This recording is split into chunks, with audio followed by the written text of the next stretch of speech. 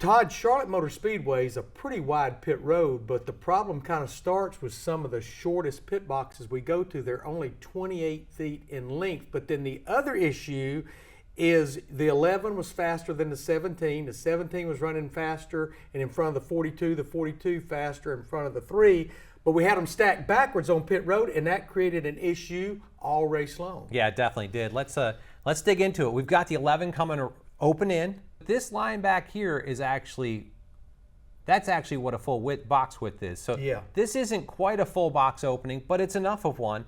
As you watch this and play this forward, the 11's deeper than I think he needs to be, knowing the circumstances. Well, and this was the first pit stop, so they should have known right here. There you see Chris Buescher in 17 coming in, running behind the 11, and he's going to have to turn in at an angle. They should have known right now they need to make an adjustment for the next pit stop moving forward. Yeah, definitely. As you watch it, the 17 comes in and tries to get there. These next-gen cars, they don't turn very quickly. It's a challenge. It's more of a challenge with these cars than it used to be with the older cars to get the nose turned back out in these pit stalls.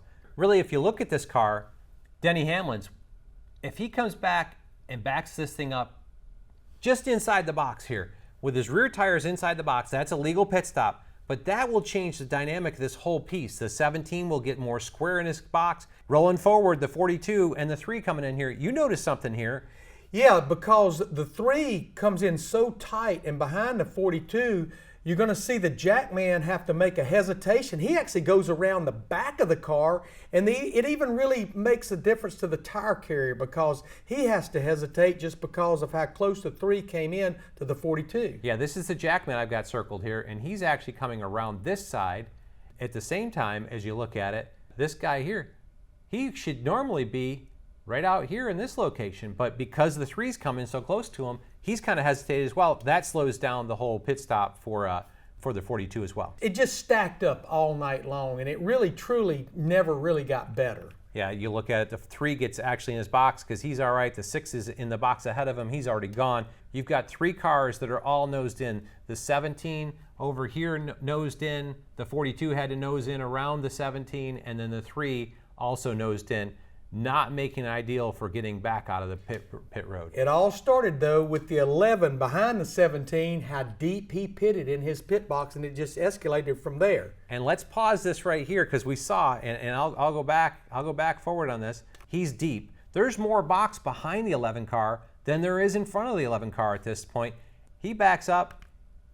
That's probably where he should be pitted. And that's legal because remember the rule, both rear tires have to be inside that back line. The back of the body can be hanging out. So this is the adjustment that should have been made by Chris Gabehart and Denny Hamlin after that first episode on the first pit stop. And this is the next stop that they come to. This is the 17 coming in without the 11 being there. As you watch this happen. See how shallow he pitted in his box. And I do want to make a point that pit selection is by qualifying. The 17 got the last selection. Remember, he didn't get to qualify because of the practice crash. That's why he had to select where he was. Denny did make an adjustment and stopped a little bit shorter here. That helped the 17 a little bit. But if you look at it, it's just one of those situations where I still think he could be 3 or 4 feet shorter and help everybody. It would help the 17 be in a better position. It would help the 42 be in a better position because everybody kind of be backed up and able to get the nose turned around a little better. And that like to have been big right there. That like to have been a 2 or 3 car wreck right there on pit road. Really tight to that one. And likewise, one more here as you look at it go around. Really ended up costing the 42 position on racetrack, cost the 17 position on racetrack every time they rolled out of here, and it cost Denny as well because he's backing up to get around this. In this case, I think the 3 car ends up beating the 42 and 17 off pit road because of everybody having to back up and check up. Yeah, I like what the 42 did there. That was the better choice, is just stop for a second, let the 3 go rather than take the time to back up. You're going to lose a whole lot more time. There is no question where the 17 finished was not indicative of his performance, but a lot of it had to do with what went on pit road.